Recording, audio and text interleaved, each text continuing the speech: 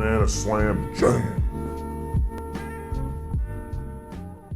So this is a really short lesson, but I want it to be very clear the progression that we're going with. So the first lesson I did with Kali, she's coming back to Dota for the first time in a while. So like in terms of taking it seriously, she's been playing party queue, but to be very clear to everyone, that there are some people saying like, oh, her mechanics aren't that great as a mid laner. She's been playing primarily support, so her mid skills are just a bit rusty.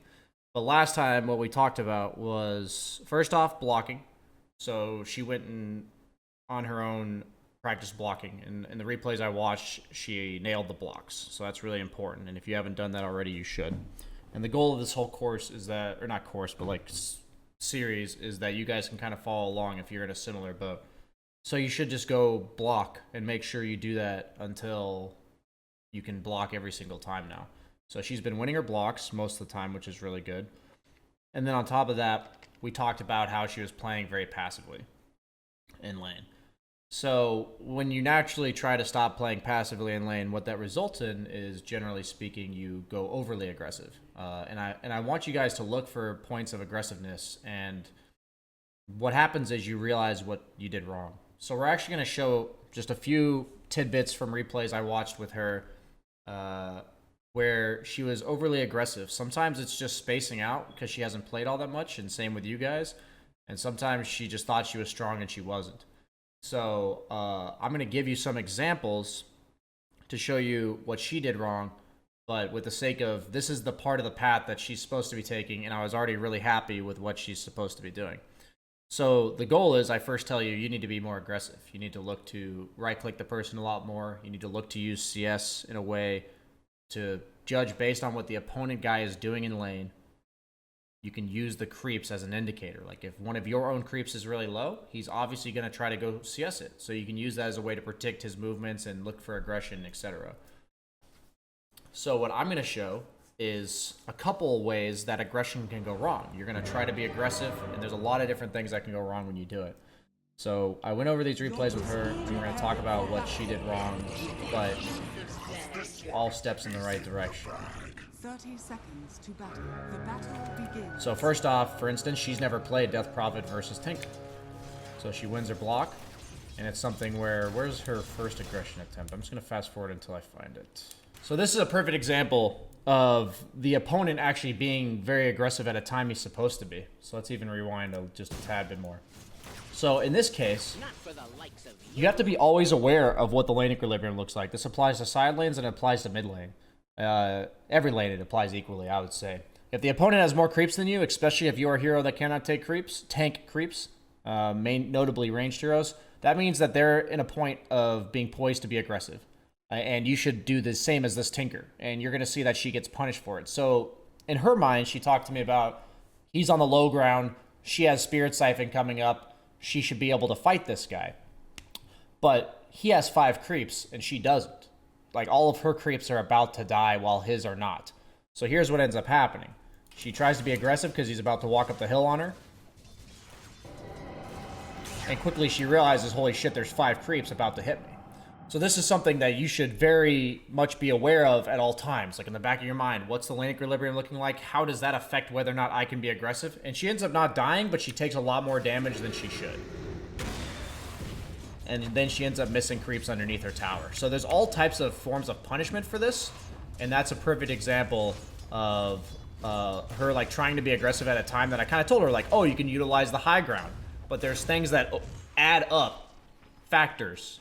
Equilibrium, high ground, level, and that's an example where the amount of creeps at this stage in the game is much more important than anything else.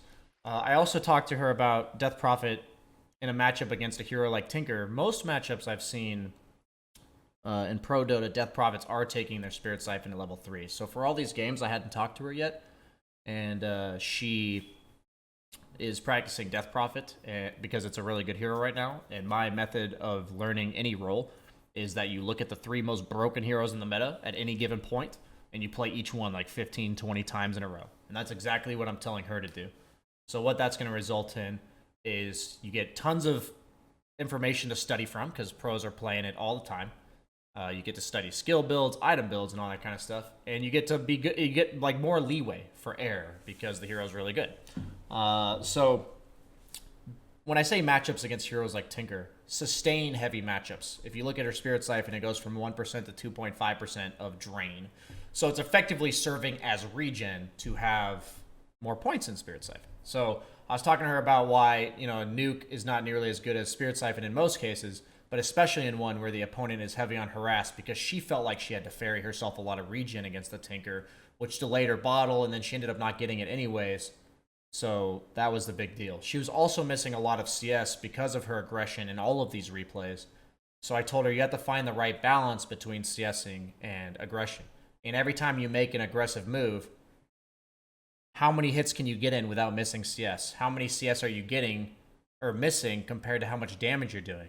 And you have to wage whether or not how much damage you were doing was worth missing creeps. Like that Tinker walking up her hill probably missed a creep or two, but he did so much damage to her and also made her miss a bunch of creeps that was definitely a net gain for him as an aggressive move, even though he might have not gotten all the creeps because he did it. It's going to pay off for you in the long run. It doesn't matter necessarily how much CS you individually have. It matters how much more you have than the opponent.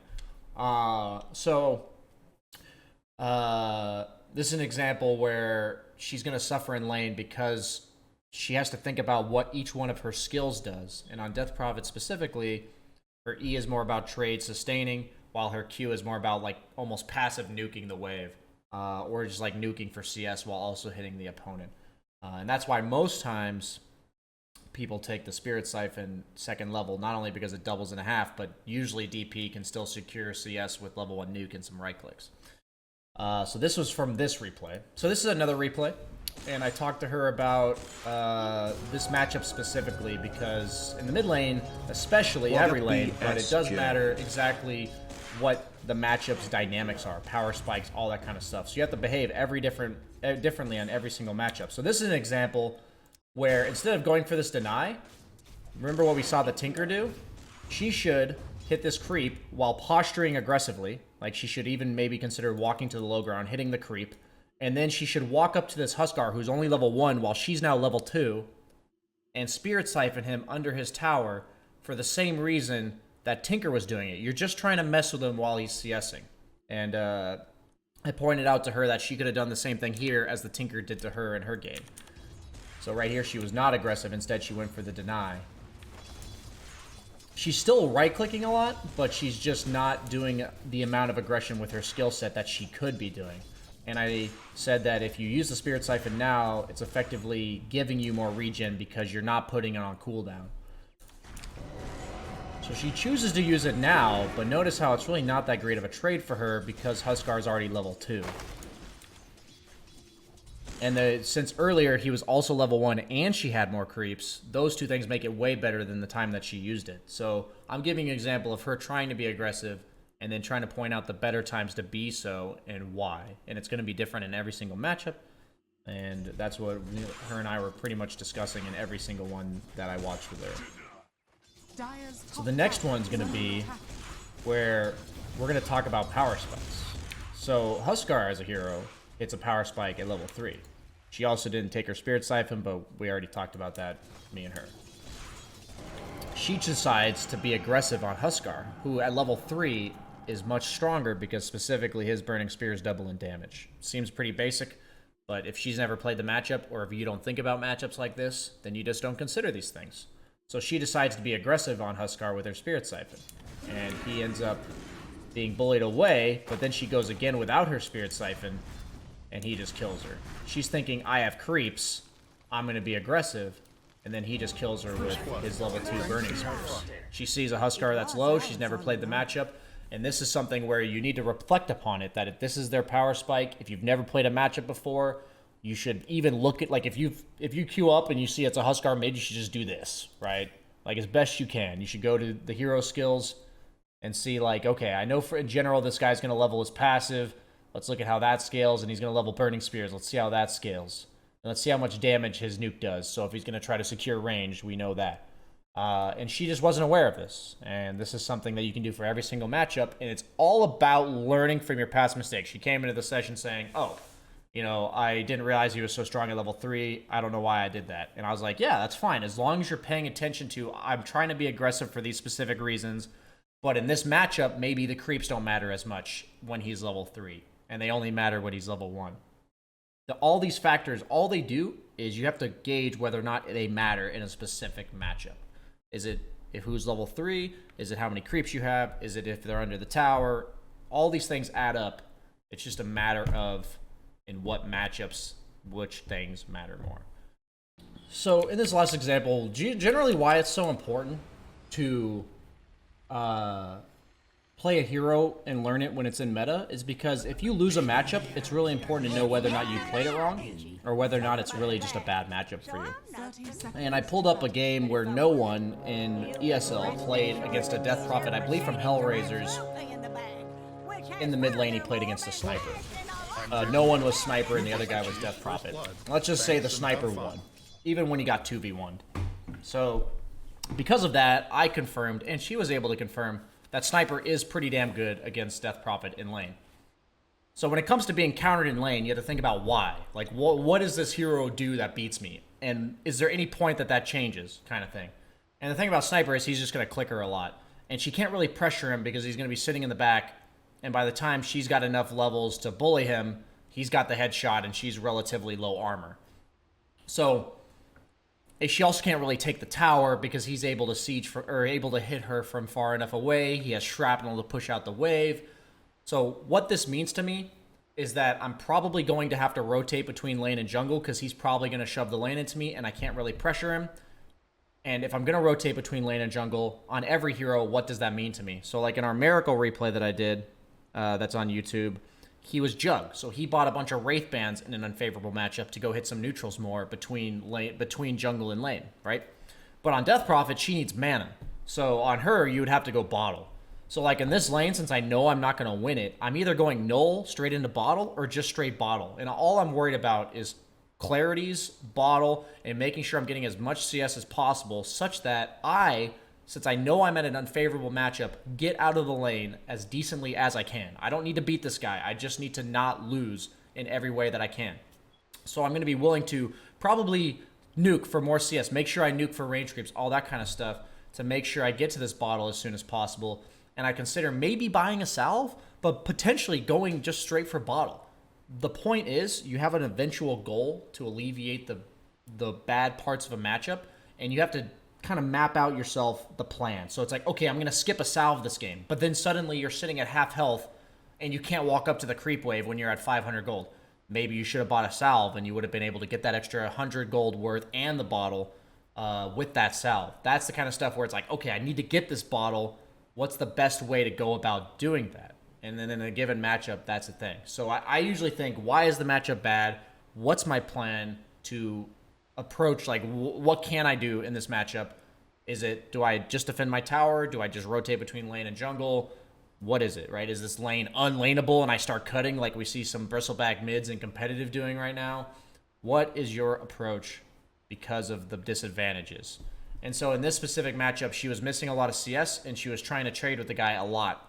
And she was also basically just spending a lot of money on health regen.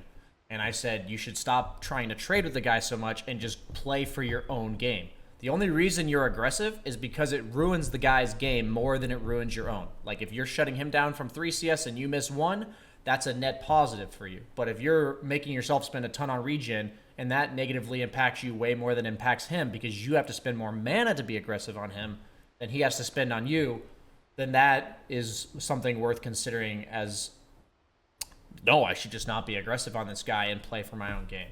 So she ends up being way too aggressive in this lane, and she ends up getting, I believe, a very late bottle or no bottle at all. As you see level 3, she still does not have anything towards a bottle at 2.5 minutes into the game. And as you see, she's trying to be aggressive. And the same thing was actually done by the guy in the VP versus Hellraisers game, where he tried to be aggressive underneath the tower to a sniper, but eventually he just turns on you and does even more damage. The guy in the pro match had 2 points in Spirit Siphon too. So she learned this lesson where, oh my god, I tried to be aggressive on this guy and it didn't work. So basically, she approached a bad matchup incorrectly. She tried to win a matchup that's unwinnable. And if you're trying to win a matchup that's unwinnable, in your bracket at the 3 to 4K MMR, she was saying, well, I'm just going to lose mid. And I said, well, no, you can just out CS and out efficiency the guy after the first like 6 or 7 minutes when the lane's not there anymore. So all you have to do is get to that point, and then this 3K sniper player, he's not going to be perfectly efficient. So as long as you're efficient and you didn't get crushed in lane, then we're perfectly fine. But if you get way out CS'd in lane, notice how she's losing and he's not even beating her by very much. And she's already messed up too. And this is just proof of concept that people in this bracket, you don't have to worry about them. Play for your own game. If your own game means shutting the other guy down, great. But if you can't do that, then worry about maximizing your own efficiency. So that's it for this week. We just talked about making sure you're more aggressive, all the reasons that you shouldn't be aggressive, all the reasons you should be aggressive, and we kind of showed Collie's trial and error of all the times that it went wrong for her. And there were a few times it went really well, so I just didn't show those for the sake of showing you the mistakes that were made for the exact same reasons that they would be good otherwise. So see you guys for the next one.